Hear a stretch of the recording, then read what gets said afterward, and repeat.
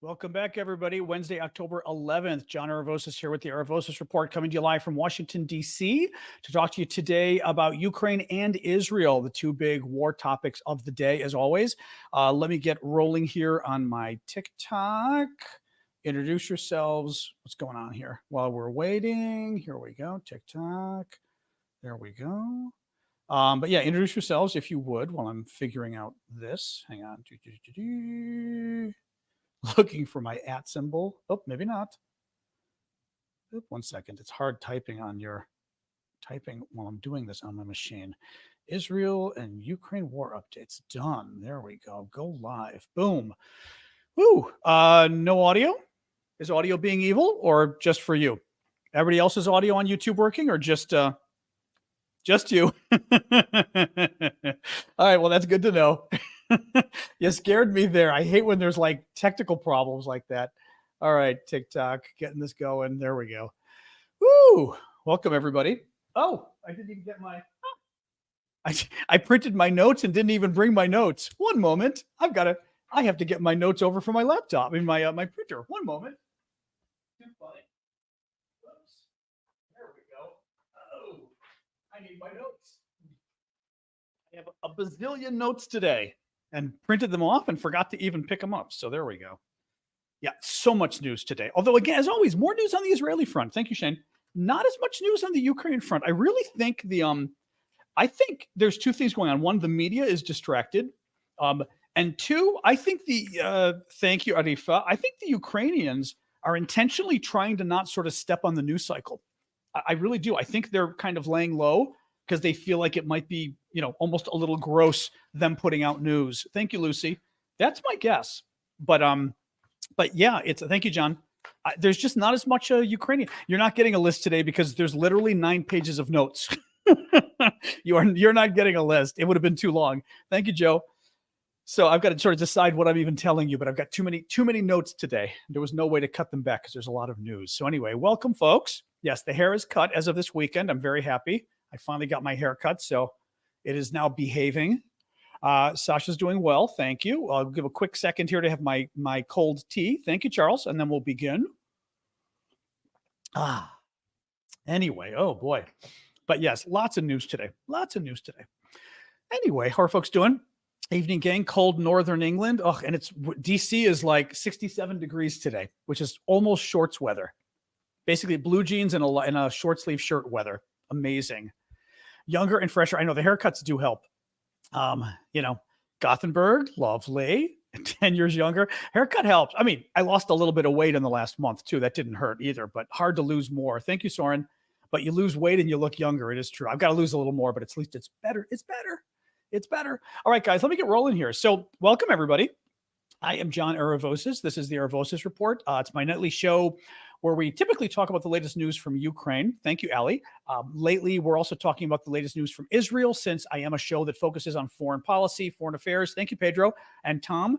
And at the same time, I'm sort of trying to project to the post-Ukrainian victory timetable, right? Where we've got to think about what we're going to do. I'm not going to close up shop. So I do want to occasionally talk about topics that are big in the news, and clearly this war growing in Israel. Thank you, Jay. Joe, is a huge topic. So thank you, Alistair. So what we're going to do today is I'm going to, as always, start with the Israel topic. Then we're going to switch to the Ukraine topic. Thank you for that, Rebecca. And I will take your questions. I will try to grab questions throughout the show, but typically the way we do it is second half of the show, we take questions and get into a big discussion. Unless you do a super chat questions on YouTube, I will always do those as the next thing we talk about as a thank you. Thank you. Good luck. And Colonel Mustard and Jeddah. And that's it. Oh, and then the gifts on YouTube. Thank you, Mustard, again. And who did the hat? Oh, Mustard did the hat. Thanks, Mustard. And Jeddah. As the gifts on TikTok that fly up on the screen, I will always try to do a shout out as a thank you to those as well. LWD and Marcy, both. Thank you, guys. And Suzanne. TikTokers are on a roll today. And Lisa. So I'll always try to do a shout out to you guys as well, because as you know, I very much appreciate you supporting my work. I do this full time, and quite literally, I'm able to do this because of your guys' gifts. Your guys' gifts make it possible, so I'm actually able to do the show. So thank you for that. Thank you, Jed and LWD. So let me start with Israel, like we said, which is kind of where we started the other day. Thank you, Kankaranga and Joe. Latest numbers from Israel. Thank you, LWD and Chris. Is 1,200 Israeli dead. 1,100 dead in Gaza. So Palestinians, although not 100% Palestinians. Thank you, Ellie. Some United Nations workers were killed today as well, working in Palestine. So it's 1,100 dead in Palestine and Gaza. Around 150 hostages is what we're hearing. In terms of some of the breakdown, we're getting a little more data here. What's interesting to me is some of the data on what countries are also involved, what countries have had people killed, what countries have hostages. 22 U.S. dead, 17 Americans remain unaccounted for, either dead or hostages. Israel confirms 17 British people, including children, have either died or are missing. 10 French people are confirmed to have been killed in the attacks. 18, including French children, are missing. At least 13 Latin American citizens have been killed. Colombia, where is this? Argentina, Peru, Brazil, Chile, and at least 20 more Latin American countries are missing, with people from Argentina, Brazil, Mexico, Paraguay, Colombia. Thank you, Adventure. I think my guess is this is because of that music festival.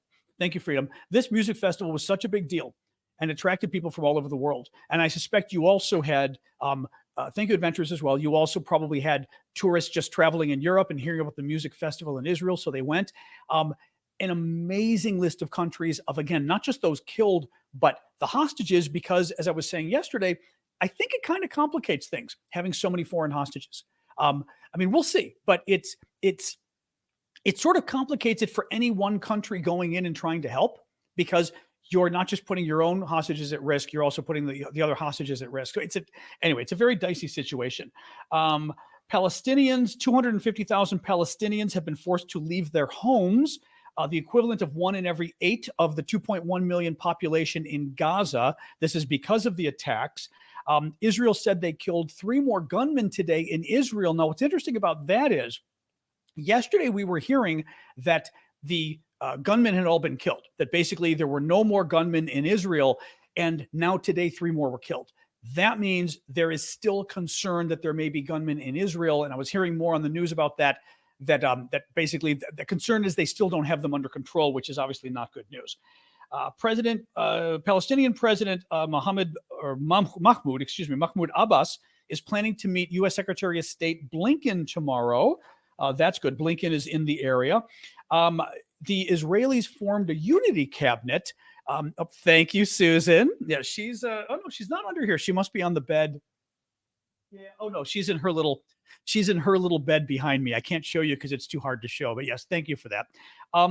This was interesting. So Israel was able to pull off an emergency unity cabinet. Basically, Netanyahu, who's the prime minister, wanted sort of everybody to come together for a variety of reasons. One, obviously, if your country's attacked and you're at war, you'd like to have unity. Two, he's been in a lot of trouble lately, legal trouble, but also political trouble. There were massive protests taking place every week against a number of different things he was doing, including basically attacks on Israelis' democracy by going after the courts. And his government was already in trouble. He's in trouble as well now because this attack really calls into question his national security bona fides, meaning, how did these guys get in? How did they get through the fence? How did they not get stopped by Israeli troops? How did Israeli intelligence not know about this? And is it true that the Egyptian government, the Egyptian president, I believe, contacted Netanyahu and told him, we've got intelligence that they're planning something horrible from Gaza, get ready, and he didn't take them seriously, right? All of that makes Netanyahu, the prime minister of Israel, much weaker. By getting this unity government, which he did, he formed sort of a unity cabinet, a war cabinet of the top opposition leaders who also happen to be top former military leaders. There's, I believe, a military chief of staff and a former defense secretary or defense minister. So they're military experts. They're the opposition. They've all come together. That's a good thing for Israel. It's also good for Netanyahu, at least in the meantime. Anyway, that's sort of the news on that front. Another kind of big story that just kind of got confirmed. Hang on, quick sip of tea. You know that there were stories about children being beheaded by Hamas, and initially everyone kind of ran with the story. Then last night, people started backing away. Thank you, Martin, saying, the Israeli military had couldn't confirm it, this kind of stuff. This morning, NBC News and I believe CBS in America were able to interview Israeli military officials. Thank you, iMusic. Israeli military officials who said they'd actually seen the dead, including, I shouldn't say not just military officials, one emergency worker who helps in these kind of trauma situations, who was in tears talking to CBS about the children they saw, the babies decapitated, their heads were cut off. And again, I will tell you this as a journalist myself, with one of the hats I wear. When the person you're interviewing is in tears telling you, they're probably not lying, right? You still have to verify their story, but they're probably not making it up if they're literally in tears telling you the story. Well, let's put that aside for a minute. President Biden came out today and said the story's real. He was talking to U.S. Jewish leaders today, and here's what he said. It matters that Americans see what is happening. I have been doing this a long time. I never thought I would see and have confirmed pictures of terrorists beheading children. Now, we don't know any more about that. We don't know what intelligence Biden saw, but the fact that Biden felt comfortable saying that publicly is quite a verification, I would say. Now, one thing that's interesting with all of this as well, I will say, is that I keep saying I will say, is that part of the reason to bring this up is because Hamas is denying it. Hamas came out today and said that they don't attack children. They haven't attacked women. They respect women. They've never done anything mean to women. There are literally videos of the Hamas guys raping Israeli women, okay, in this attack. I mean, that's, one woman was interviewed on CNN. She saw the video of the Hamas guys holding her friend down and raping her, okay? I mean, it doesn't get sort of more proof than that. I mean, in terms of she recognized her friend that she was at the concert with. We know they've killed babies. We've got the dead babies. We know they've killed civilians. We know not just civilians, but they did it at point blank range. Okay. They went to this music festival. They didn't care who they killed. They didn't card people to see who was active Israeli military. They killed everybody. We know they've killed foreigners from all over. We know that they went to bunkers, actual cement bunkers that are used for basically when there's air attacks, when there's missile attacks coming in from in this case from Gaza, and they've got cement bunkers set up that you can run into, air raid shelters, right? And in one of them there were a dozen people, in another one there were several dozen. A guy I saw interviewed, they threw grenades inside the air raid shelters just to blow everybody up. Okay. They didn't even care who was in there. This wasn't about killing military. This was about killing Jews. And frankly, it wasn't even about killing Jews. They wanted to kill anybody who was in Israel. And it's important because, again, it's important. I mean, it's important in terms of the moral aspect of this story. Little more on this. A number of airlines have been suspending their flights to Israel. This is becoming a problem. British Airways did it, and I was reading a number of other flights today. The reason it's becoming a problem, thank you, Lupo, for the TikTok gift, is that there is concern among other countries of how are they going to get their citizens out if their citizens can't get planes to get out of the country. So there's been talk about possibly using military flights or something else because the airlines, frankly, they know what happened over Ukraine, right? Ukraine, 2014, the Russians or people allied. Well, they were actually Russians. Thank you, Lupo.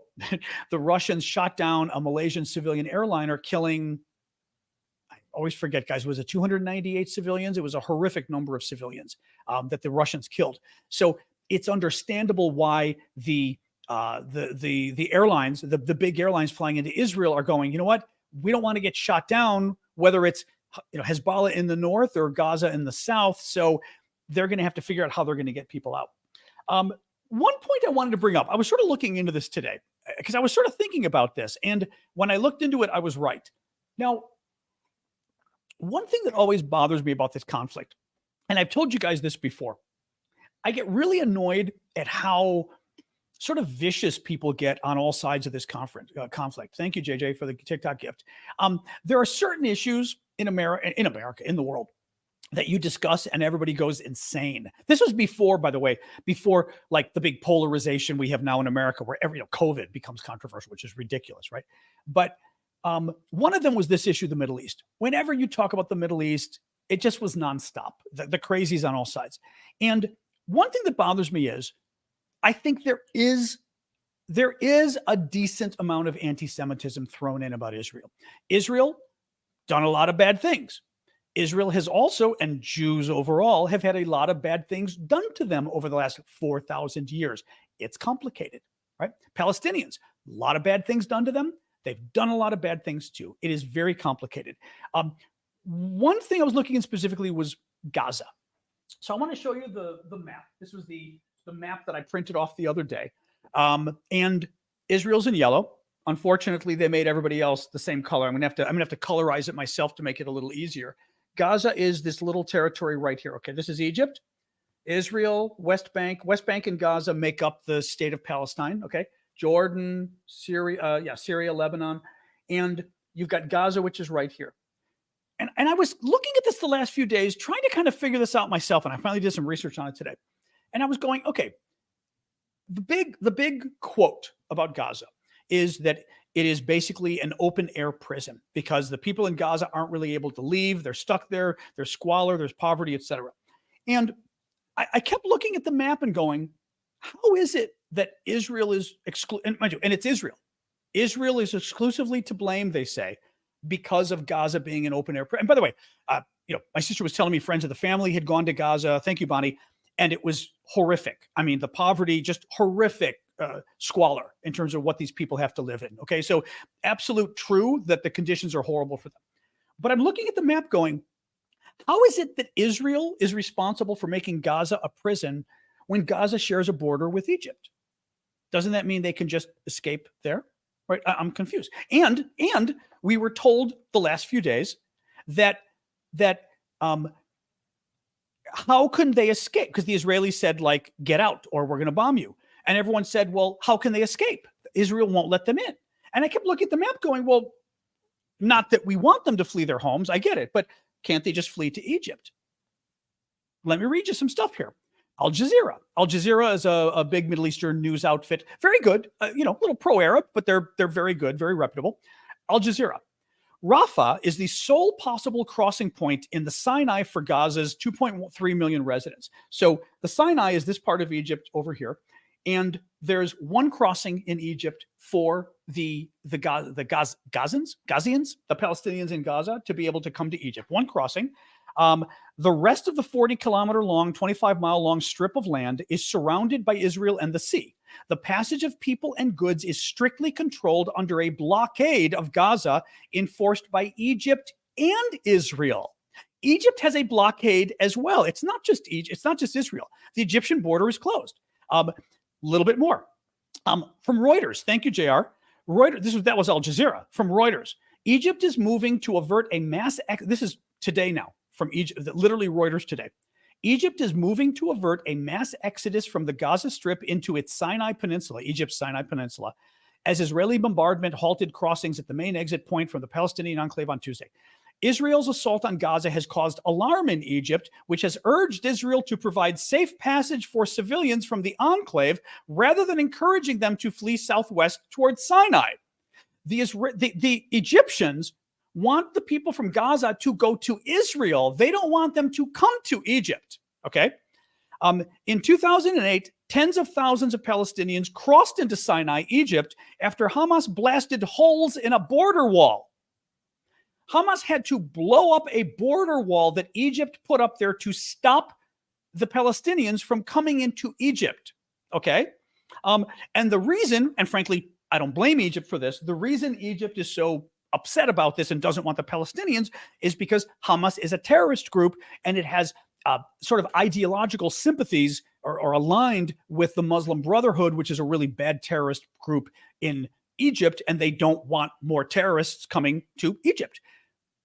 I get that. But what bothers me about this is, and let's not denigrate at all what the Palestinians in Gaza are going through, okay? Let's just accept it, right? It's horrible what they're going through. But what bothers me is the last few days, everyone's been talking about Israel. They say Gaza's an open, Mehdi Hassan, among others.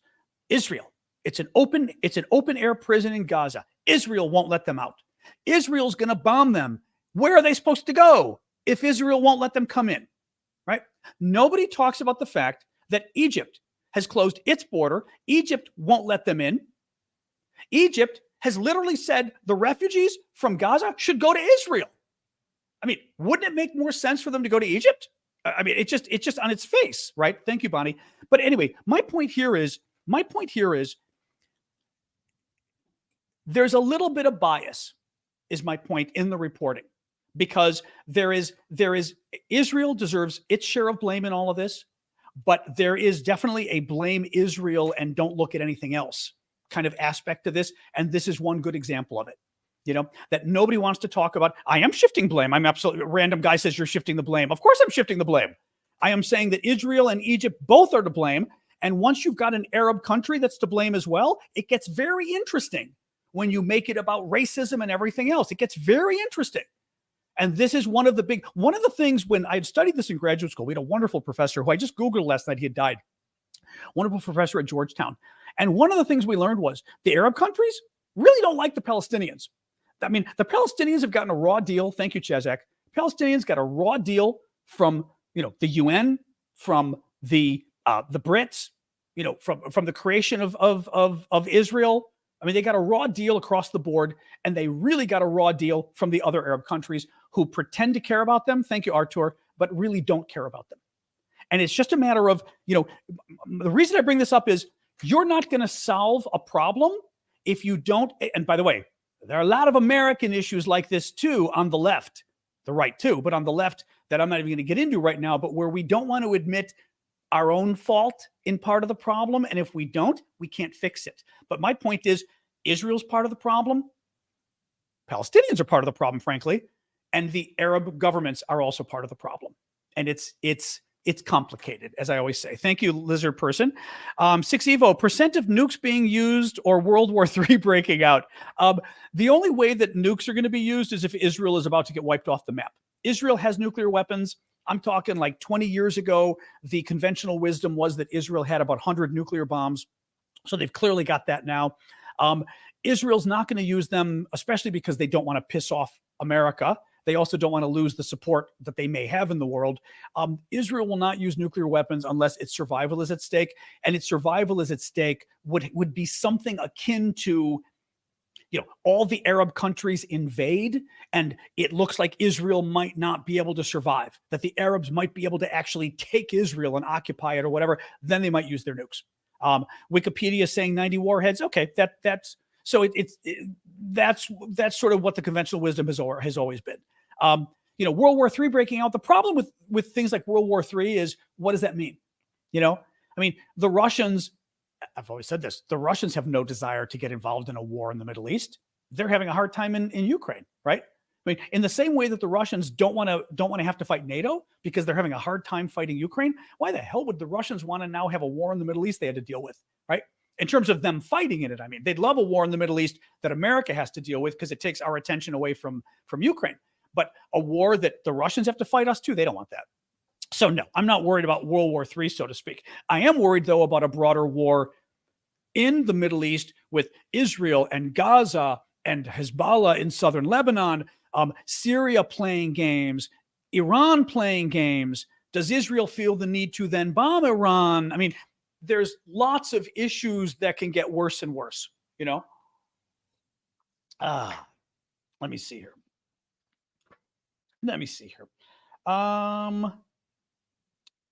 Putin. This was interesting. This was in the New York Times today.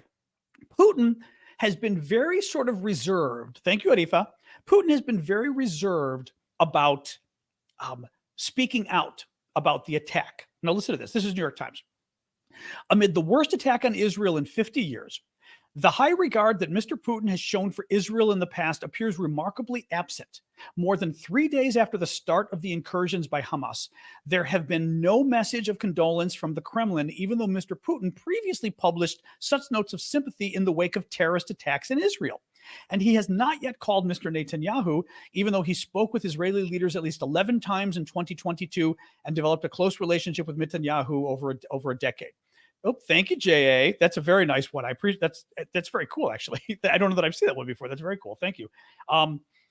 This is a clear example of the failure. So then when Putin did finally speak out, he didn't offer any condolences to Israel. He blamed America and offered sympathy to the Palestinians, but not Israel. This is a clear example of the failure of United States policy in the Middle East. He said, Washington acted each time without taking into account the fundamental interests of the Palestinian people. So Putin dragged for several days, thank you, Dawn, didn't give any condolences to the Israelis. And when he finally spoke out, thank you, Pam, all he did was criticize America and express sort of sympathy for the Palestinians. Nothing for Israel. This is what drives me nuts with Israel and Ukraine, because the Israelis feel, and I mean, they're not necessarily wrong, but they feel like it is more important for them to have good relations with Russia than help Ukraine stop a genocide, because they need the Russians in order to be able to get intelligence and about what's going on in Syria with the Iranian militias, and be able to also bomb in Syria. Frankly, Israel needs to really sort of re-examine this whole Russia thing it's got going. I'll just sort of put it at that. Do a quick little pitch again. Remember, guys, please do keep the gifts coming. The gifts are what I rely on to keep doing this work. I do this full time. I do it for free. The only money I make is the money from you guys here, the auctions we do, the memberships we offer, all that kind of stuff. It's what allows me to pay my bills. Thank you, Super Hornet, and allows me to do this. So please do keep the gifts coming on TikTok and YouTube. Oh, one quick thing. 6 Evo. I answered 6 Evos already. Unless there was another one. If this is the one I already answered, unless there's another one, but I answered that one already. Sorry, I did see Adventures with the Cauldron. Katie Young. Thank you, guys. I didn't want to miss that. Timothy, Super Hornet. Okay, I got you guys caught up there. But yeah, so please do pitch in if you can. The other thing is, do check out our auctions. Our auctions, we're going to end on Discord today. We have a number of auctions we do of cool stuff, of Ukrainian stuff. Because the auction software screwed up, we ended up pulling a bunch of the auctions and putting them up for one more day. So a number of you, Colonel Mustard, some of the rest of you, Kanowski, others had bid. And what I did, thank you, Justin, for the orange. What I did was I made sure that when I put the auctions back up, thank you, Kelly, whoever was ahead in the auction is still ahead. So I designated the current winner, meaning the current high bidder, as whoever was ahead when I pulled it. And you guys can keep bidding beyond that. So go check it out. We've got one more day for the auctions that are still up there. Thank you, JA. So do go check them out, please. It's discord.aravosis.com. Now, CNN had an interesting report today on Hamas and Russia, which I thought was interesting. Thank you, Sun Surf. And who is that? And Bonnie as well. Listen to this. So, and Tralytic. Let me get my glasses on for this one. Where are my glasses? Where are my glasses? I think these are they. These are they. Oop. JA. And who did the JA with the corgi? Oh, who did the bullseye? The bullseye went flying off the screen. Oh, maybe it was E. E did the bullseye. Thank you, E, for that. Listen to this. Okay, this was from CNN today. This is from the head of Hamas's national relations abroad, Ali Baraka. Thank you, Matt. We manufactured a lot of their own. They're talking about manufacturing their own weapons. Thank you, Chad. And how they manufactured a ton of their own weapons. Okay, guns, rockets, all sorts of things. We manufactured a lot, said Ali Baraka, head of Hamas's national relations abroad. We have local factories for everything. Then this is CNN explaining. The factories can make different rockets with maximum ranges from 10 to 250 kilometers, and they can make mortars and mortar shells, he said. They also produced firearms. Quote, we have factories for Kalashnikovs and their bullets. We're manufacturing the bullets with permission from the Russians. We're building it in Gaza. Interesting that the Russians are complicit in arming the Hamas in Gaza. He goes on to say, the article says, Russia inquired about the attack on Saturday. Baraka says they were, after the attack, they were updated about our situation and the goals of the battle, Baraka said. He also said Moscow was happy for the United States to be distracted by the Israel-Hamas conflict instead of the war in Ukraine. Quote, even Russia sympathizes with us. Even the Russians sent us messages Saturday morning. There is sympathy. It is happy, meaning the Russians, for America to be embroiled in Palestine. It lessens the pressure on it in Ukraine. One battle eases the other, so therefore we are not alone in the battlefield. So the Russians contacted Hamas Saturday morning and said they were happy about the attacks on Israel because it helped Russia. Thank you, J.A. Think about that, right? The Russians did not go public and express any kind of concern for the Israelis. The Russians, Putin did not call Netanyahu, who he knows well, but the Russians did call the Gazan terrorists and tell them, way to go, you're helping us out. God bless Russia, right? Right. All right, Ukraine. That's it for the Israel news. Let's do Ukraine now. I will tell you, there still isn't a ton of Ukraine news. It's very interesting to me. I'm not convinced it's because there isn't news. Thank you, Mark Starr. I think we're in a situation where the media has totally pivoted to Israel because it's such a big story. Some of the folks, we know this, some of the folks that were in Ukraine are now in Israel. CNN's sort of combat people have all gone to Israel. They've moved, actually, their anchors are in Israel too. Anderson Cooper, some of the other ones. Also, I wouldn't be surprised if the Israelis are not the Israelis, the Ukrainians. Thank you, Jay Lennox. If the Ukrainians are not trying to almost keep it down a little bit, because I think they may feel that if they sort of go public making news every day, it's almost distracting from Israel. It's almost disrespectful. But I will tell you, I've got some news on Ukraine. There isn't a ton. I mean, I spent a couple hours looking for news. There isn't a ton of news today. Just so you know, it is day 595 of Putin's 3-day special military operation. Please do keep the gifts coming on YouTube and TikTok. Sasha's gotta, feed her way. Zelensky arrived in Brussels today for NATO meetings with alliance defense ministers. The U.S. announced, this was from the U.S. Defense Secretary, that F-16 fighter jets from America, or he said F-16 fighters, period, could arrive as early as next spring. Here's what he said. As we look at what it will take to provide initial capability, this will take months, as we've said before. The earliest is next spring when we can begin to see additional capability. Now, that's good, considering, some of the stories about 2 months ago were saying that the U.S. might not be able to get fighter jets to Israel until next August. So it's a big deal if now we're saying there's a chance that some of the jets might come next spring, right? Because spring could be March, April instead of August. That's a big deal, but let's see. I mean, it's still a ways off, but at least it was decent news. Belgium will provide Ukraine with several F-16 fighter jets, they said today. It will not happen until 2025 because Belgium basically is waiting to get new F-35 fighters from America. And they said when they do, they will be able to provide their old F-16s to Ukraine. Now, what is interesting with this, 2025 is a couple years from now, right? 2 years from now. So that's not good, maybe a year and a half. What is good, though, is it shows the Russians that support is continuing on a multi-year basis. That's a big deal. We want Russia to understand that, frankly, even no matter what happens with America, right, that other countries are planning for multi-year support and that Ukraine is going to keep getting weapons and keep getting weapons and keep getting weapons. And that 2025, when you might think Ukraine will be exhausted, they're getting new fighter jets, right? So even though I'd rather have them get the fighter jets now, there is an advantage to having it be told publicly that for the next few years, this stuff is still going on. Julia's got a super chat question. Remember, I always jump to the super chat questions because as a thank you for supporting my work. Do you think Russia provided intel to Iran to pass on to Hamas intelligence? From Putin's statements the other day, it absolutely seems like Russia has been helping them.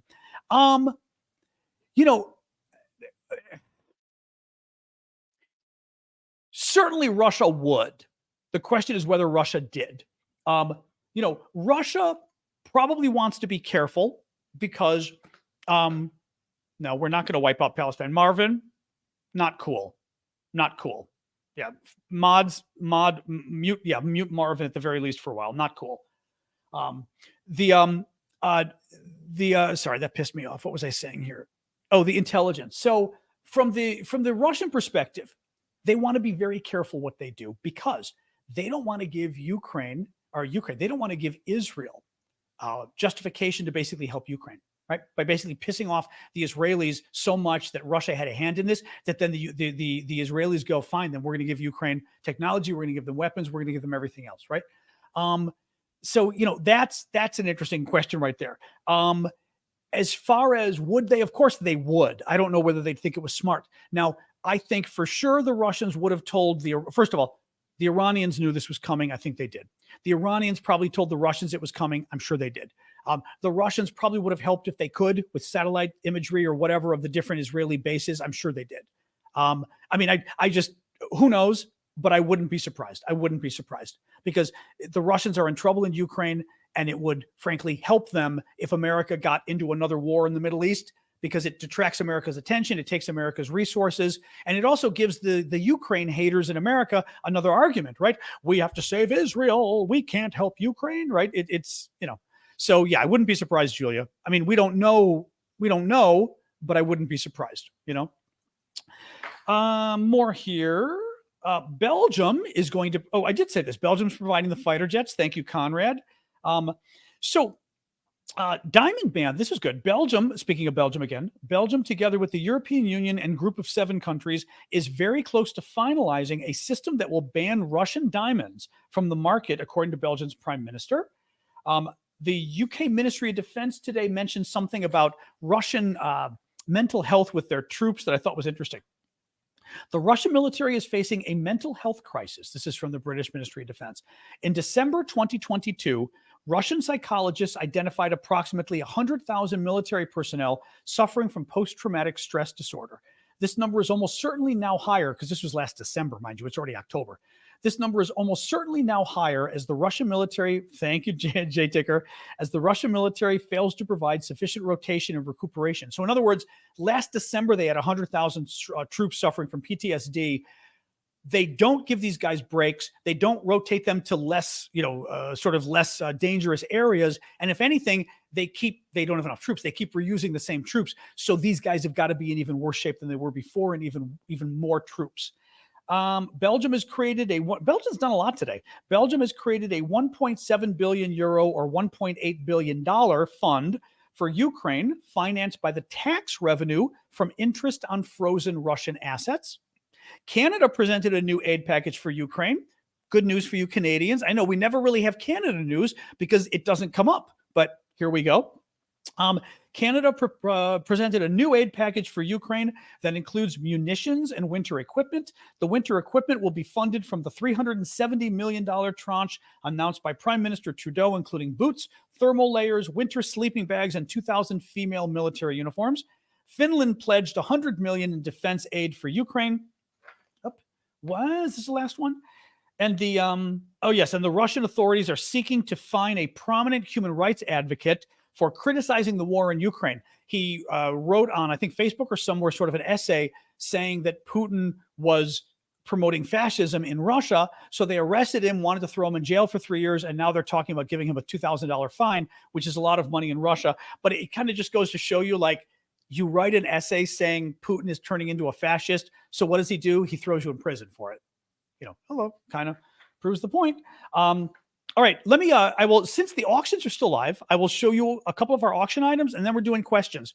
So questions and everything else. So as always, the most popular auction items, we've got a piece of a Russian howitzer that was destroyed in Ukraine. This is the piece that Sam, one of our community here, but who's also a former U.S. military volunteer who went to fight in Ukraine. Sam was able to get this from Ukraine. He wrote up a really nice piece about it, but this is the generic of the fighter. The howitzer. This is the actual howitzer in the woods destroyed here.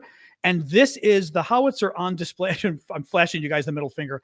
This is the howitzer on display in the town square, the center square in Kyiv. Very cool. It is from, he believes it was destroyed around April 2nd or so. This is from the Hostomel area near the airport. I know, wrong finger. This is from the Hostomel area, the airport battle that was huge around Kyiv at the beginning of the war. That was a big deal.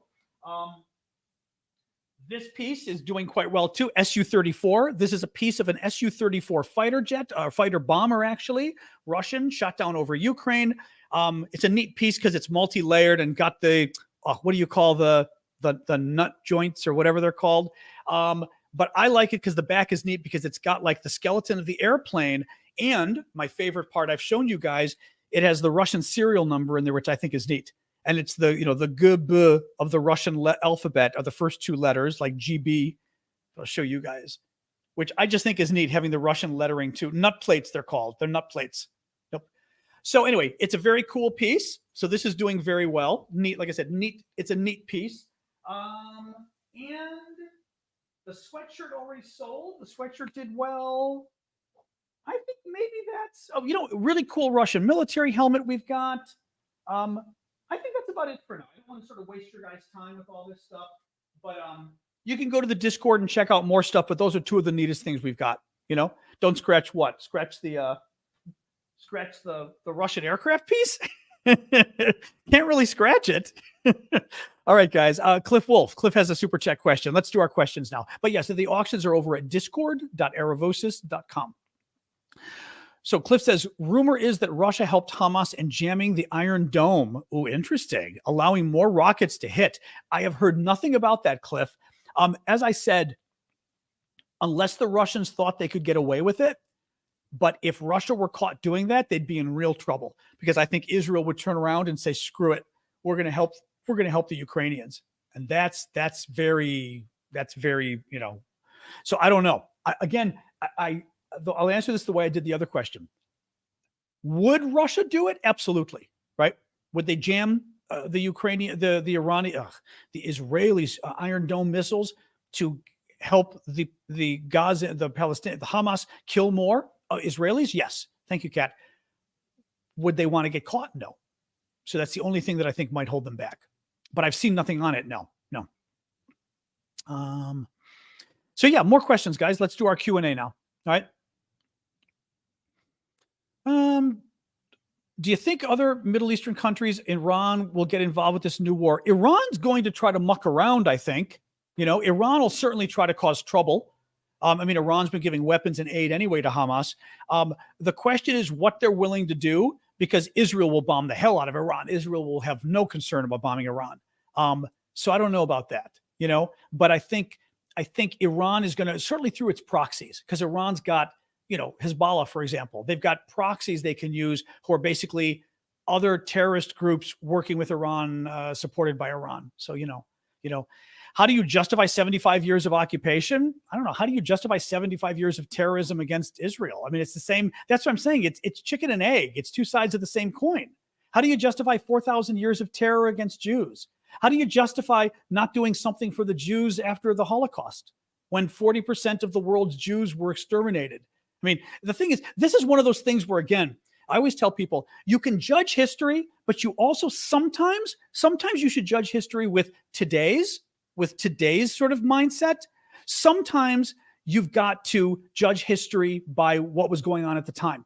And you've got to consider that Israel was created in large part because the Nazis tried to the Nazis killed 2/3 of the Jews in Europe, guys. 2/3 of them. That's how effective they were at what they did. Okay. They killed 40% of the world's Jews. The Nazis did. That's why Israel was created. That's why Israel is a Jewish state. This is another thing that gets on my nerves a little bit when people say it's apartheid. How could you have a state that only allows Jews? Well, because people have been trying to kill Jews for 4,000 years and almost succeeded. So of course you got a state of just them, right? Give me a break. Thank you, Colts. But the Palestinians have been shat on too, right? It was totally unfair to kick the Palestinians out of their homes, which, the UN, but the Brits and everybody did after World War II. That wasn't very fair. Right? Oh, Rothschild, give me a freaking break. All right, get the Kanye lover out of here. That's an anti-Semitic conspiracy theory. But it's, there's a lot to go around. But you just don't sit here and just blame Israel. There's a lot of blame to go around. A lot of blame. What else we got, guys? Oh, there you go. Balfour Accord was made around 1913, way before World War II. Anyway.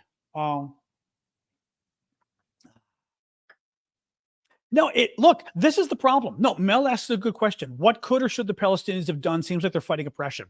Now, mind you, we don't even know if this is the Palestinians, right? A lot of the Palestinian supporters say Hamas doesn't represent them. The polls show around 50-50 support for Hamas among Palestinians. Having said that, when you're oppressed and you feel like you don't have any other choice, right? You do resort to harsher tactics, which frankly, I'm sympathetic. I'm not sympathetic to this, but I'm sympathetic in principle. I've told you guys before, I'm sympathetic in principle to the concept of people who have no alternative starting to pick up some very harsh tactics, right?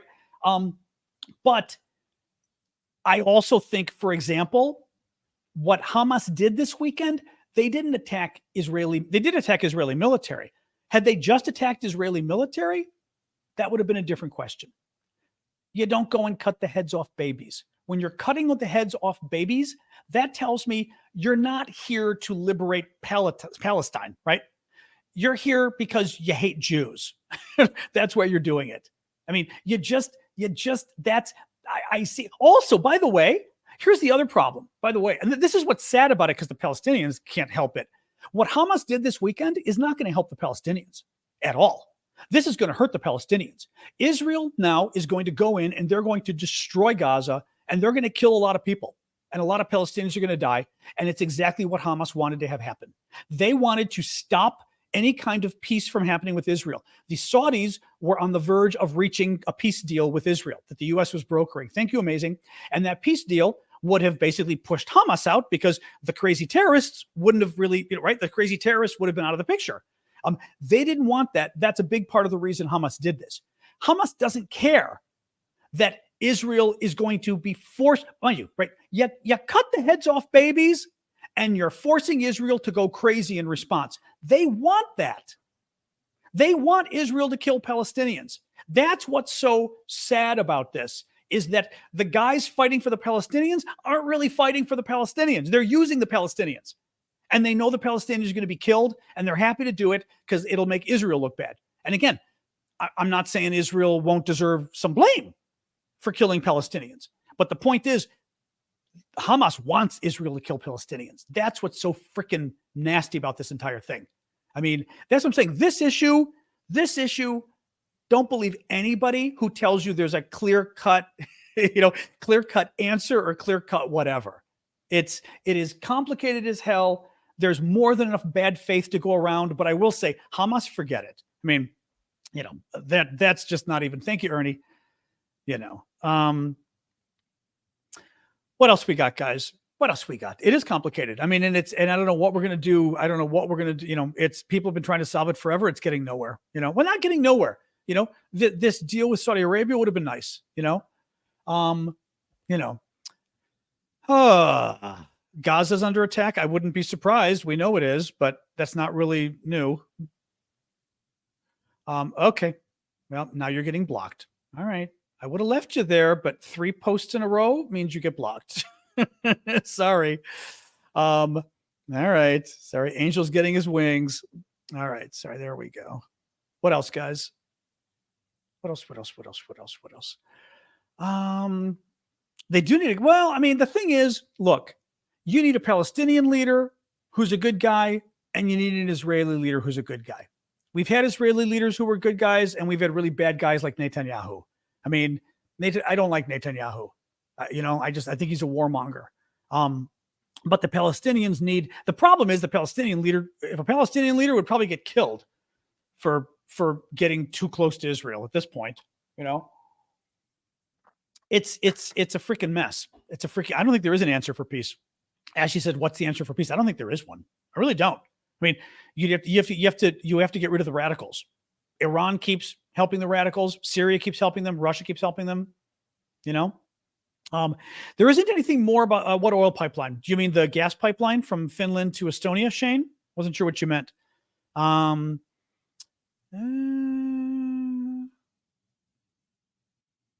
Sorry, just checking where else.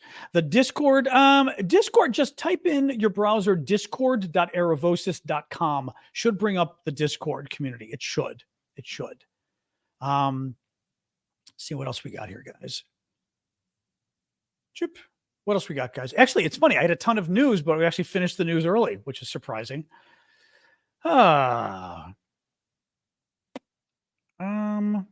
Lebanon news. I mean, what about it? I mean, we know that Hezbollah has been firing a few missiles, but that's all I really saw about Lebanon so far. Bill, do you think Israel's a little quick to counterattack while telling civilians to get out? Well, I mean, I don't know about quick. I mean, what are they supposed to do? You know, I mean, they just had the biggest attack since the Holocaust on Israel. They had horrific terror attacks. I mean, again, I don't have to reiterate the stuff that happened. You can't tell them, let's wait a few weeks before you do something. You can't. Also, because if you wait a few weeks, what happens? Another 1,000 terrorists cross the border. Who says that this was who says this was the end of the attacks, right? Who says they weren't planning round 2 and round 3? Another 1,000, or even if it's not some other kind of attack as well, right? So yeah. I don't think they could go any slower. You know, now Igwe is saying, why can't Israel capture the leader of Palestine? Well, here's the problem. The leader of Palestine, I mean, it depends who you mean. Like the leader, Mohammed, is it Abbas, his last name, you know, is better. He's not Hamas, right? But he's not really in charge. Hamas is in charge. They kind of took over. They did take over. So you've got a terrorist group running Gaza. And Israel is certainly trying to basically kill all of them that they can. But it's not easy because they're living among a civilian population and hiding among a civilian population. So what does that do? You know, that means that they then attack them and they kill civilians. I mean, if Israel could just take out every single leader of Hamas like that, they would. And they're trying, but you know, warmonger. So warmonger, Fabiano, that's a good question. Warmonger means someone who is in favor of war, but in the sense of every problem can be solved by war. So in Netanyahu's case, it's somebody who's looking for an excuse to go to war with the Arabs, or looking for an excuse to go to war with the Palestinians or with Gaza or whoever, but somebody who, thank you, Nicola, who is too ready to go to war. Right? Not somebody who is ready to go to war if it's necessary, but somebody where the first thing they think of is war. And they're actually kind of hoping to go to war. That is my sense of Netanyahu. I don't think he's a good guy. So yeah, that's what the war, it's a good word in English, warmonger. But it means somebody who is far too interested in going to war. And again, not in a good way, meaning, you know, I support going to war to defend my country, of course, but every problem solution is war, you know? So yeah, that's what it means. A war hawk, but I think Fabiana is probably a foreigner, which is why she's asking what does the word, even a war hawk doesn't necessarily answer the question. Also, hawk, I think, is less. I consider myself a hawk in military issues, but that doesn't mean I'm just dying to go to war on every issue, right? And I might even try to, you know, cause one. The washer dryer has been a fiasco. We'll talk later about the washer dryer. It didn't get installed. The Costco thing has been an absolute disaster. I love Costco, but my God, we can talk about it later. What else we got? Why doesn't the U.S. support Ukraine like they do Israel? I mean, the thing is, look, Israel, I mean, there's a lot of things. And I mean, I don't want to buy into prejudice here, okay? But we do have ethnic groups that have more power. I mean, I'm Greek. Greeks in America have got more power than the size of our community. Our size of our community is relatively small, but we're quite successful. We tend to have money. We tend to have some political power. Jews tend to have good political power in America. Number of other ethnic groups do, by the way. You know, religious groups, the evangelicals have a lot of political power in America. Ukrainians are not an important voting bloc, and they're not an important group that has money in America. That's one. I mean, to be very crass about it, that's one reason Ukraine isn't as important as Israel. Second of all, the Middle East. The Middle East is a big deal, you know, for America in terms of oil and everything else. Ukraine was always considered a little less important, right? Now I will say that I think Ukraine is becoming more important because I think we've all come to appreciate that what's going on with Russia, this isn't just Russia invading a neighbor. This is Russia, in essence, reconstituting the Soviet Union. They're trying to bring the Soviet Union back. And with all the bad things that go with it, the dictatorship, the attacking their neighbors, the threats to NATO and others, right? So what we're now realizing is that Ukraine's a lot more important than we realized in terms of the security of Europe and what the Russians are becoming and what they will become if they win there. But nonetheless, I think Israel and the Middle East, it's hard to explain too. Like it's part of the Americans. I mean, younger Americans certainly are less sympathetic to Israel. They're more sympathetic, I think, to Palestinians. But there's a long history of America and Israel that it's almost part of our political culture now as well, being supportive of Israel. It's kind of a tough question. It's a funny question, though. Yeah, it's a funny question. I mean, it's a good question, but yeah, I don't even know what that means. When do you think China will invade Taiwan? Honestly, yeah. I mean, the thing with China is it's interesting because once again, China could look at this as being America is now distracted with two wars potentially. Maybe we should give them a third one with Taiwan. Having said that, the U.S. is not going to like to have three different wars going on, but there's no way we would let China take Taiwan. I mean, China would have real trouble if they invaded Taiwan. I really do. I think no matter what, they'd be in real trouble. And that's when I mean, Hassan, if you've got a question or a comment, feel free to put it there. I'm happy to highlight it if it's something good, meaning useful or helpful or insightful or whatever. I don't usually let people just join to come on because I don't know who they are. You know what I mean? And I don't want somebody coming and sort of being crazy because I just don't know, especially on this topic, but if you've got actually mods, keep an eye on what if Hassan has something interesting that he throws in there, I'm happy to just sort of mention it and we can talk about it in case I miss it as I'm looking back and forth.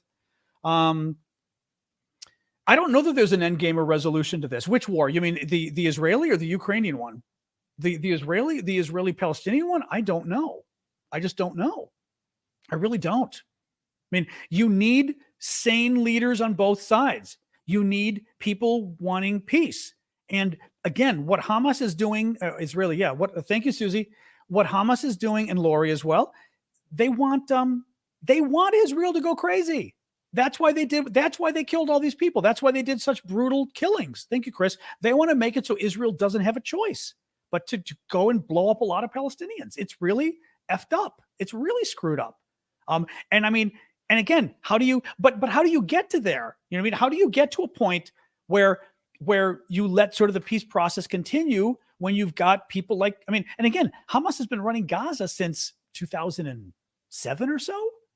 I mean, it's been a long time, Israel is going to try to wipe them out now, the Hamas running Gaza. But I mean, honestly, Arab governments should have gone in and wiped out Hamas. I mean, the Arab governments should go in and say, you know what, we're going to help guarantee Palestinian security. We're going to help guarantee that the Palestinians can have a normal democracy. They can have normal leaders and not these crazies. I mean, there's just like an inherent problem with Israel doing it, but where are they? This is again, my problem with this conflict is everybody who doesn't want the violence to happen doesn't really give a solution for how you stop the violence from happening, right? Or the occupation, although Israel isn't really occupying Gaza, but honestly, Gaza, I mean, after what happened with Gaza, do you really think Israel wants a full-fledged Palestinian state on its borders? Really? After what just happened here? I mean, right? Why would they? And again, that's the problem with all of this is all the facts that keep happening make it harder and harder to reach peace. It's a mess. Thank you, Stephen. If you meant that as a question, feel free to throw it in. Thank you for the cauldron, Timothy. How involved do I think Iran is? I think Iran's probably pretty involved. I mean, they probably helped them with intelligence. We know they've been giving them weapons and money and stuff like that, but I wouldn't be surprised. I mean, Iran's pretty nasty. I don't think Iran just set back. I don't know. I mean, who knows? But, Russia, as I said, I wouldn't be surprised if Russia gave some intelligence to the Iranians to give to Hamas,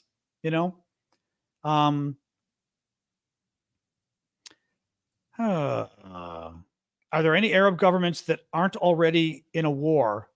Well, sure. A lot of the Arab states aren't in a war. I mean, I don't know. I mean, a lot of them aren't. Egypt isn't at war. Jordan isn't at war. I'm saying as far as sane governments, right? Right. I mean, hey, Jezek, thank you. Yeah, Saudi Arabia. Well, Saudi Arabia, are they at war in Yemen? I don't, you know, right? I mean, I don't know, but they're certainly not in a huge war. Saudi Arabia potentially. India, I have no idea about what sort of India would or wouldn't do. You know, I feel like for India, this is kind of removed. You'd think, you know. I mean, what else we got, guys? Oh, it wouldn't. Okay, so what's your super chat? That's okay, Steven. What's your super chat question? That's okay. Put your question down normally here. We'll see it. Yeah. Yeah. For some reason, people have had that problem before where it doesn't always do the super chat. This is great for China. It's not bad for China. Yeah. Again, anything that distracts America makes it better for China and the Russians, certainly. Did Ukraine sell weapons to Hamas on the black market? No. I actually did a video about this on TikTok. This is a Russian propaganda point that was put out there saying, you know, the Ukrainians sold the weapons that NATO gave them to Hamas. Well, the problem with that is, why would they? Ukraine needs weapons. Why would they sell them? Right? That doesn't make sense. If they were going to sell them, why would they sell them to Hamas? Right? Hamas is aligned with Iran, which is aligned with Russia.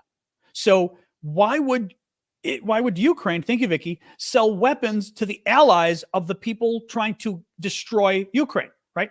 The Iranians and the Russians are trying to destroy Ukraine, and their ally is Hamas. So why would Ukraine help them? Right? Also, why would Ukraine piss off Israel when they really need Israel? They're dying for Israel. Thank you, Mojave, for Israel to sort of step up and support Ukraine. So why would they risk that? Why would Ukraine risk pissing off America? Thank you, Susie. Not just risking, because if Israel were to sell NATO weapons and people found out, Israel wouldn't get another NATO weapon. So they wouldn't risk that. Why would they risk America's support by selling it to Israel when America is Israel's biggest supporter? They wouldn't. So there's literally no logical reason. Yeah, but money? Israel doesn't. I mean, Ukraine doesn't need money. Ukraine needs weapons. Ukraine needs freaking weapons. Ukraine doesn't have extra weapons to spare. So there is no logical explanation of why Ukraine would sell weapons to Hamas. It makes no sense whatsoever. That's why it's not true. And we knew the Russians were going to do something like this anyway. It's clearly the Russians. It's Russian propaganda, but also I'm sure the Russians did it. We already have Hamas admitting that the Russians gave them license to make bullets for the Kalashnikovs. You know, I mean, it's crazy. Absolutely crazy. I don't know what Friday is. What's Friday? Somebody's saying any thoughts about Friday. What is Friday? Oh, sorry. So did Stephen get his question in here somewhere? Stephen?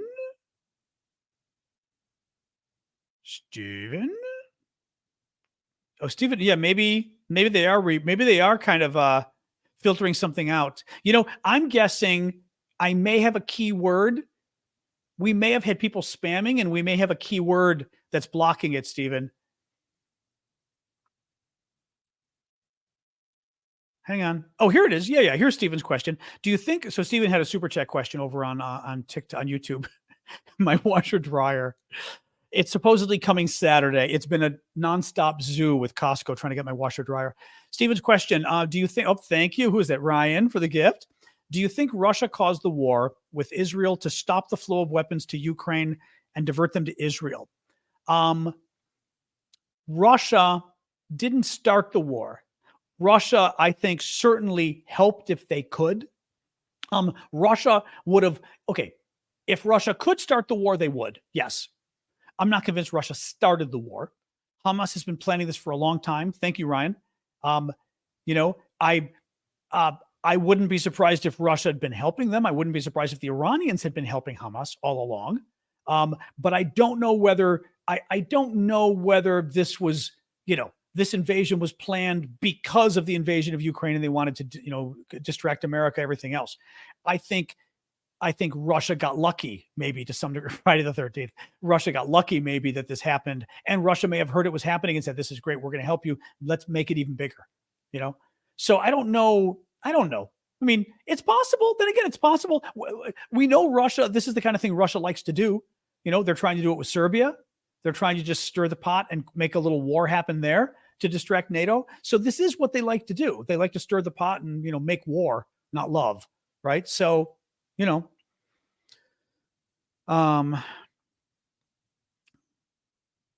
so yeah, but sure, if they could, I think they would.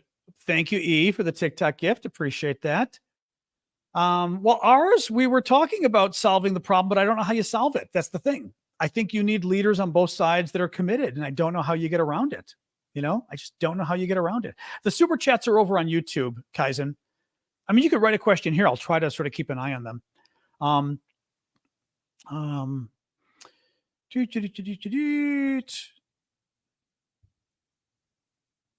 don't know about the BRICS. I don't know about that. Could the weapons left in Afghanistan end up with Hamas?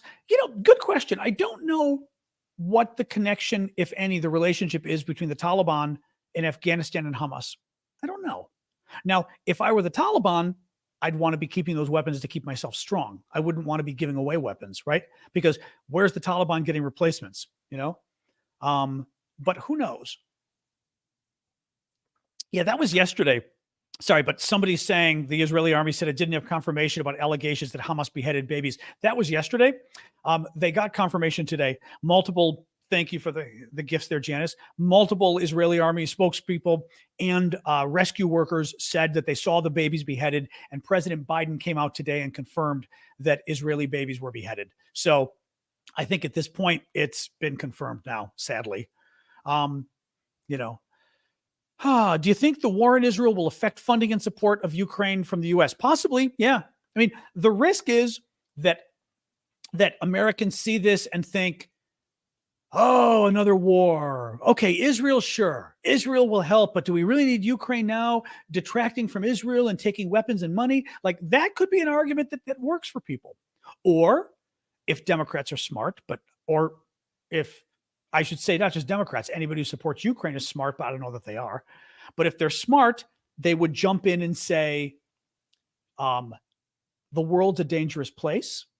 YouTube, my account is John Aravosis DC on YouTube. Or you can just type in my last name, Aravosis, the name on the, on my TikTok, Aravosis YouTube, and it should come up. The account is John Aravosis DC. Yep. Thank you. Ash just put it up there too. I forgot what we were saying. Sorry, I saw the YouTube and I wanted to help that person. Sorry, guys. I don't remember what the funding. Yeah. So the other possibility is that Americans look at this and start to go, you know what? The world's a dangerous place. Maybe we do need to be involved. Maybe we shouldn't just sort of say, America first, which means we don't do anything outside of America. Maybe the world isn't it. Maybe we need to be in Ukraine. Maybe we need to be helping Israel because, again, the world's a dangerous place and bad people are on the march. Maybe. Reem, watch it. They're going to ban you. Don't type the same thing over and over again. The mods tend to ban that when that happens because some people do that just to spam. So I don't know the solution. I already told you AR5 or ARS. There is no solution. If they keep killing each other, what are we going to do? What are you going to do? The overview? Oh, God. I don't even know how to give a freaking overview. I mean, overview. Most, 40% of the world's Jews killed in the Holocaust. World says maybe the Jews do need a country they can live in where no one's going to kill them. Israel's formed, but they take some land from the Palestinians to do it.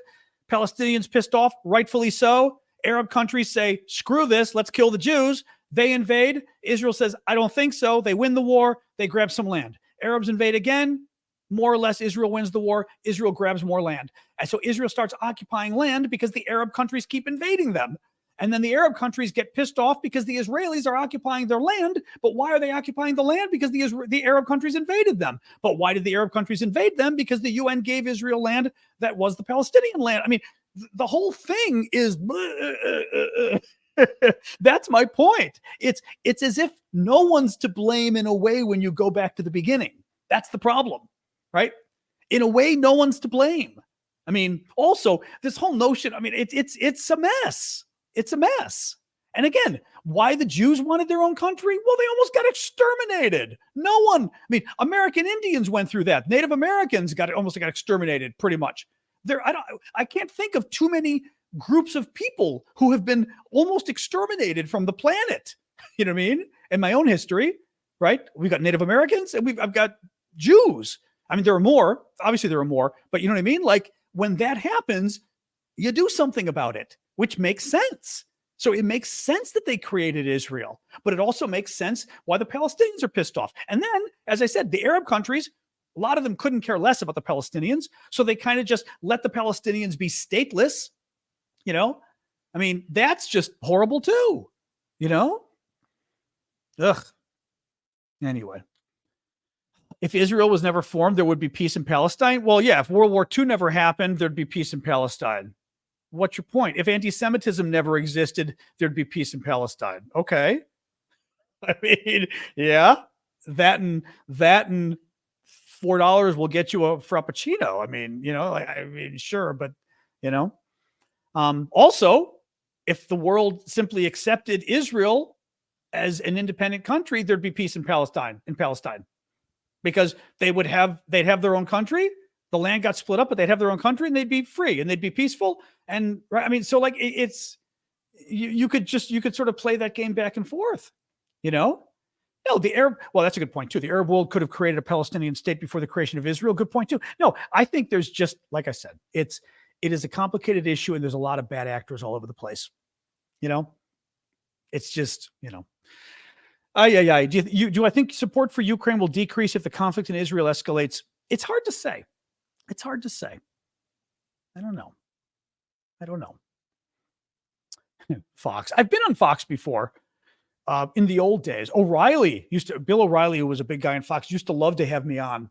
He called me a stand-up guy. And it was ironic because O'Reilly's kind of crazy, but he liked me. And I could get him to admit stuff. Like we'd get him to, I called him Mr. O'Reilly, which he really liked. But I'd get him to admit stuff. He'd go, okay, well, that's a fair point. That's a fair point. But then he kind of went crazy and, you know, became kind of crazy right-wing bad guy. But what do you do? Anyway. All right, guys. What's the United States' next steps? I don't know. I mean, because the problem for the U.S. now is we got the hostages. What do you do about that? You know, what do you do about that? I mean, I do worry. Look, I've said the problem here is American governments do try to get their hostages released. You know, I mean, Trump did it too. The problem is I do worry, like with Russia. I think with Russia, we've had a few too many hostages that we've given things for. And Russia now knows, grab an American, you'll get something, you know?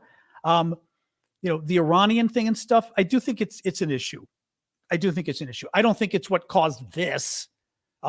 This is just added, you know, this is its own thing. They wanted to stop the Saudi sort of peace deal with Israel, why they did this. Is it true that Germany gave a packet to Ukraine for €1 billion? That was the news yesterday, I believe. Yeah, it was $1 billion. Yeah, it's huge. Huge. Yeah, that was the news yesterday. €1 billion, which is around $1 billion. Yeah. Now, Germany's been very good. Other than that Taurus cruise missile we want for Ukraine, the Germans have been quite good. Do you think we could get invaded? It depends where you are, Chelsea. If you mean America, no one's invading America. I mean, you know what I mean? So if you're in Europe, you're not, who's going to invade you? You know? Anyway.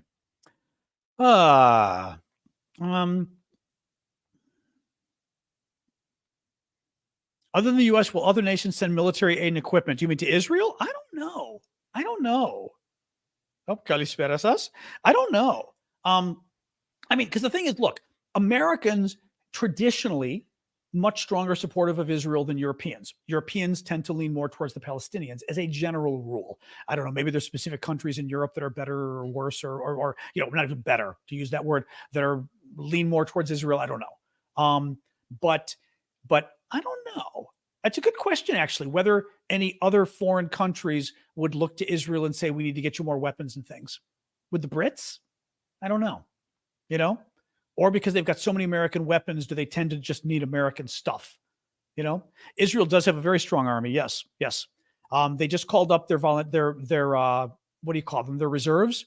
But the reservists are interesting. They called up 300,000 reservists, and they were saying on the news today that that's the same number that America has, which is pretty wild.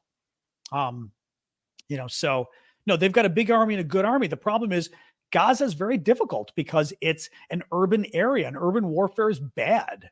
I mean, you get killed, and they're saying the Israeli troops they're gonna lose a lot of people if they go into Gaza. I mean, the Gazans, or however you say that, Gazans, the citizens of Gaza are going to pay a heavy price, and the Israeli military will pay a heavy price too if they go into Gaza.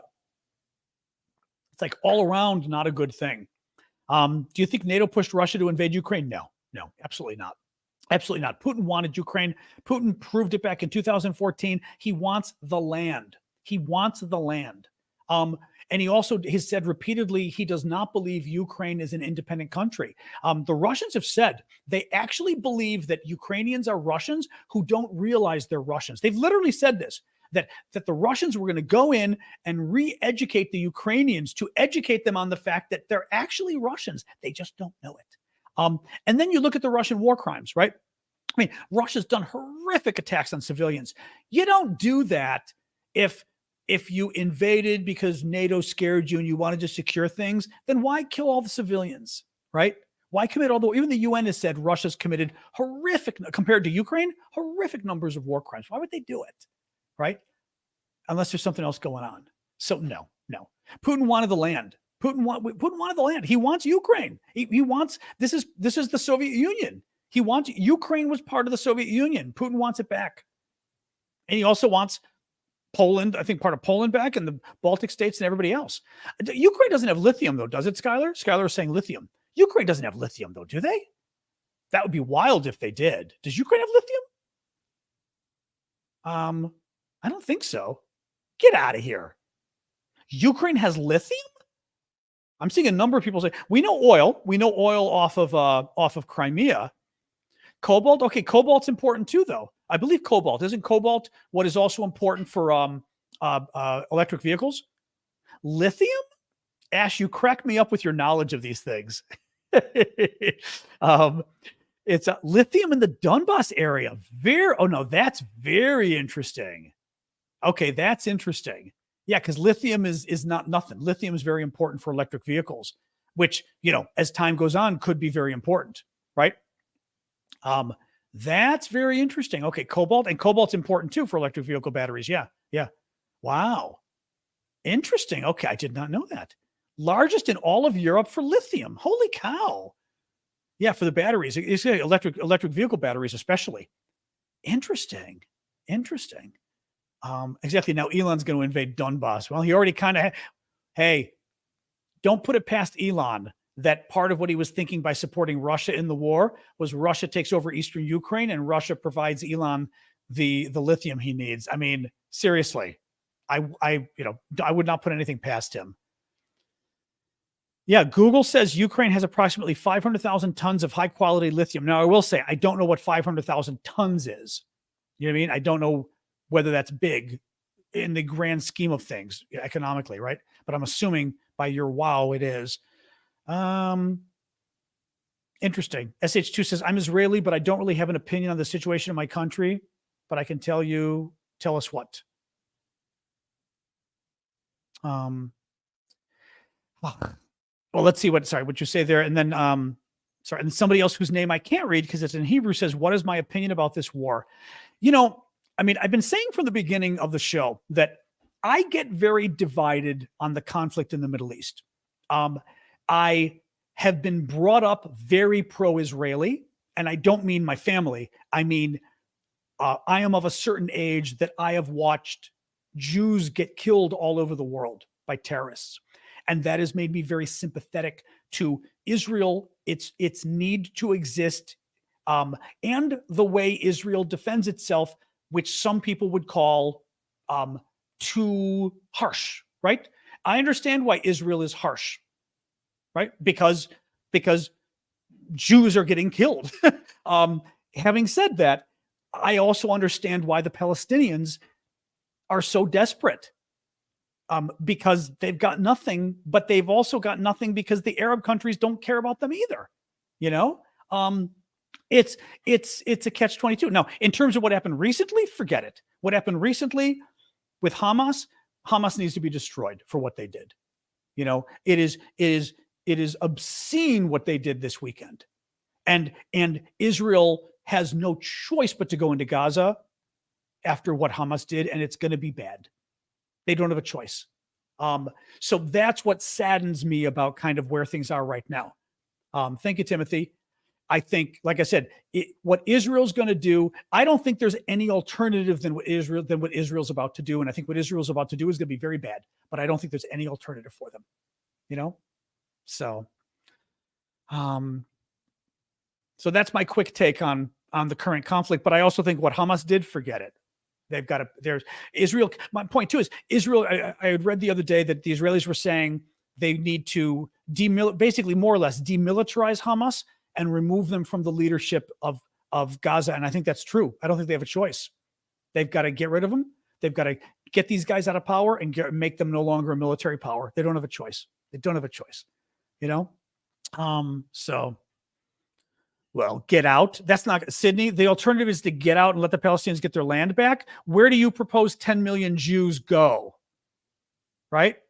When everyone's been trying to kill them all over the world for 4,000 years and they almost got wiped out in the Holocaust. Where exactly do you want them to go? Right? I mean, come on. I don't think so. Josh, I mean, do some research on it. The Arab countries have not been great friends to the Palestinians. It's really sad. Again, look at Egypt. Egypt's got a blockade on Gaza. The reason the people in Gaza can't go anywhere is because Egypt won't let them. Egypt doesn't want them. I mean, it's ridiculous. But we're going to criticize Israel for having a blockade when the Egyptians have a blockade too. Israel's not going to use their nukes. No, Israel would only use their nukes if Israel thought that the survival of Israel were at stake, meaning all the Arabs were invading and they were going to literally lose Israel, then they'd use their nukes. But that's it. And I don't think anybody thinks that's going to happen, Yeah, no, it's okay, Isaac. I think it's complicated. I mean, I really do, Anyway, you may ask a question, AP Grimm. I'm not promising I'll comment on it, but ask away. Let's see what you got. I doubt Israel talked about using nukes today. I doubt that. I'd like to see what that quote is. Just see what else we got here. I know. I don't know how Mossad failed as bad as they did. It's pretty bad. I don't know. I mean, meaning the intelligence sort of disaster of all of this happening is just crazy. Absolutely crazy.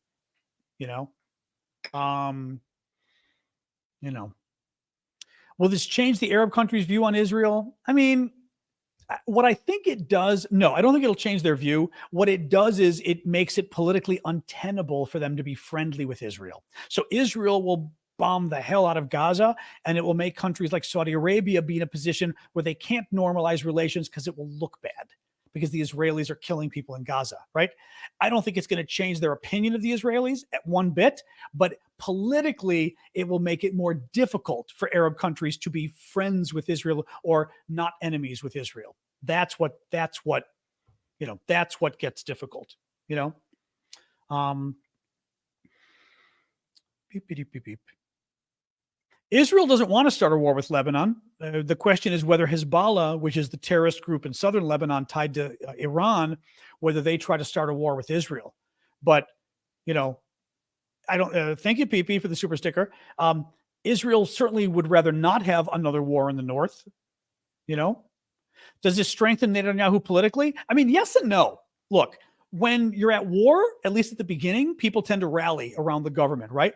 The problem for Netanyahu is this is one of those situations where, at least from what we're hearing, a lot of Israelis are rightfully kind of pissed off, going, how the hell did you not know this was happening? How did you not get any intelligence at all that they were planning this when apparently it was huge what they were planning? How did they get through the border with 1,000 or 1,500 terrorists and nobody stopped them? They got onto Israeli military bases. How the hell do you get into an Israeli military base? I can't even imagine trying to get into an American military base with a gun. Like, how do you allow that to happen, right? So then Daniel says, yes, we are mad. Well, and then, which I read today, which was a good point. They're saying a lot of Israelis are thinking Netanyahu has been so distracted by his political problems. He's been fighting. He's been indicted in court.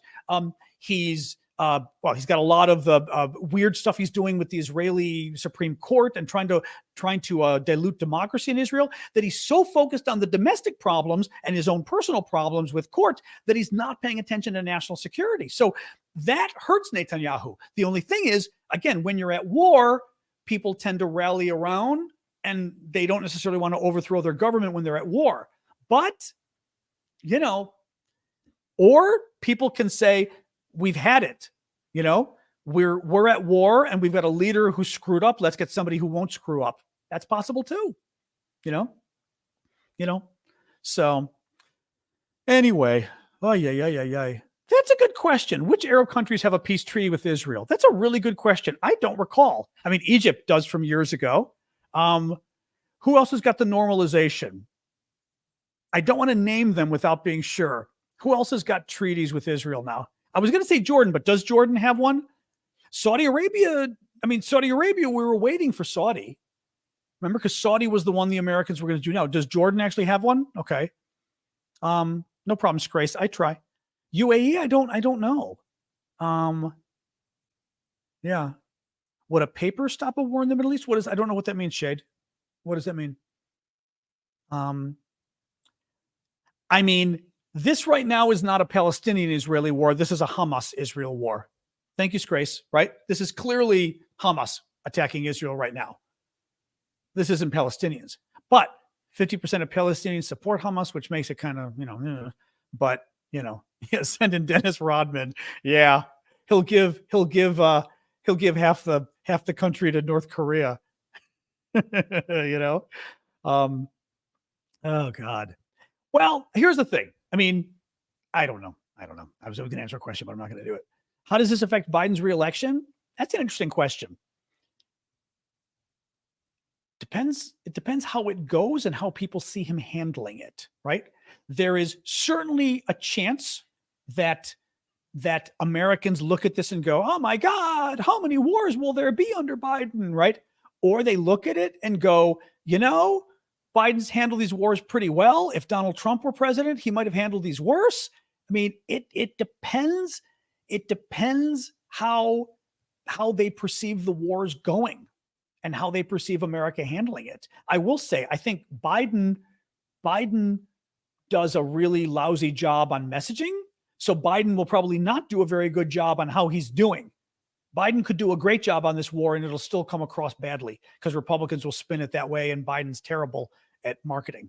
So I do worry about that, I do worry about that. Biden, I think, is cognitively fine. He's old.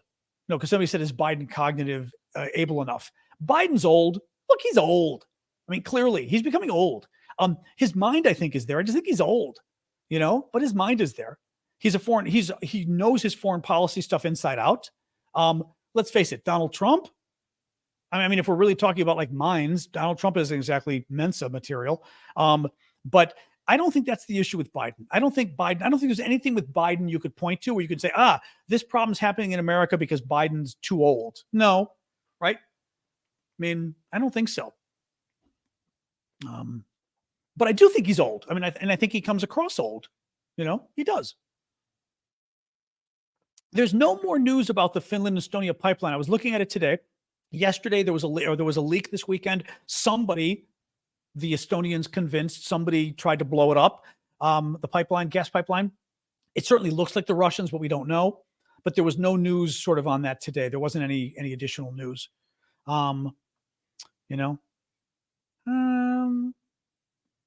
It's a good point too. Kelly says, whatever happens next summer, domestic or foreign, will have the biggest impact. I think that's true. See where the economy is. Now, having said that, the American economy is doing incredibly well. The American people don't think it's doing well, but it is. Inflation had been bad.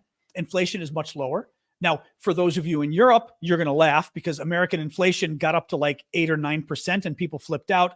Now it's much lower. I don't know what it's at right now. Alexa, what is inflation at right now?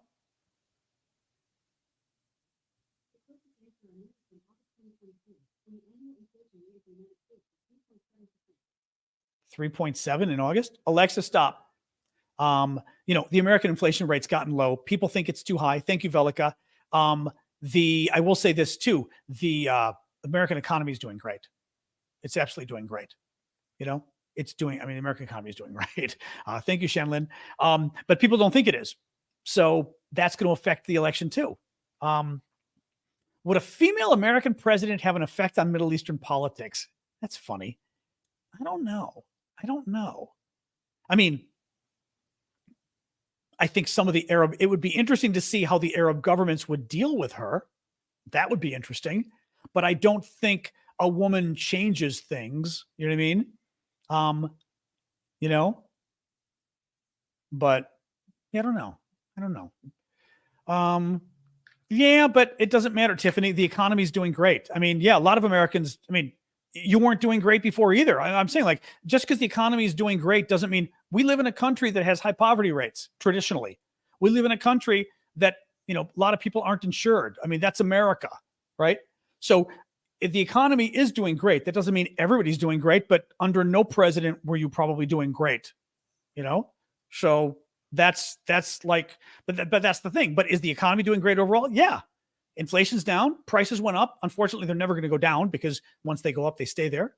Right. But unemployment is low. The economy's growing. Interest rates. I got news for you. People are complaining at interest rates being 6 and 7%. That's where they were several years ago. When I bought my place, my interest rates were at 6%. Actually, right before I bought my place, interest rates were 6%. And they dropped to 4.875, and then I bought my place. But they would have been pretty much where they are now when I bought my place 14 years ago. So people complain about interest rates because they got used to 2%. Yeah, it's just, no, the economy is doing very well. But I got news for you. Not everybody is doing well. That's always the case. This is America. We've always got people not doing well. That's not good. But, well, here's the problem. Jordan, anybody who claims the economy isn't doing well, tell me how it's not doing well, right? Employers can't hire enough people. There are so many jobs out there. That means on an employment level, it's great. Salaries have gone up crazily as a result. Because they're competing for people. Restaurants can't even hire enough waiters and busboys because there's so many jobs. That's called a great economy, right? Inflation is finally down. Economic growth is great. Compared to the rest of the world is having real problems with inflation, economic growth, and everything else. America isn't. China's economic growth is plummeting. No, that's what I'm saying. Like, it's people need to do some research on what the economy is right now. We have a great economy, and it doesn't feel like it. Well, part of it's because you're being told it's not great, and part of it is there's always going to be people where the economies where their income status isn't very good because this is America. We've got that, Anyway, enough of that. All right. I'm not going to do a summary. There's too much news to do a summary. I'm not going to do a summary tonight, guys. There's too much. And we've been going over an hour and a half anyway. All right. I am going to go. Thank you for joining us, guys. Thanks for the gifts. This was another good hour and a half session. I will see you guys tomorrow night. Today's Wednesday, so tomorrow night. In principle, my washer dryer is coming on Saturday. Thank you, E. So if it comes Saturday, I may or may not do the morning show, but we'll find out. I'll know that Friday night. Thank you, Kimberly. They'll call and tell me what the window is. But we hope it comes Saturday because it's been like 3 weeks of me trying to get this washer and dryer from Costco. It's been living hell. But hopefully, hope springs eternal. But otherwise, I will see you guys tomorrow. All right. And do keep checking out TikTok. I keep putting updates on TikTok. I may put another one. We'll see tonight. But otherwise, thanks for coming by, guys. Thank you, Tomcat. And I will see you all tomorrow night at 6 p.m. Eastern. And like I said, until things change, I think I'll be doing Israel and Ukraine both because both are big topics and they're important. So, and I like them. They both matter to me. So they're topics I care about. So, all right. Okay, guys. Talk to you later. Thanks for coming. Have a good night. Special good night to the Israelis.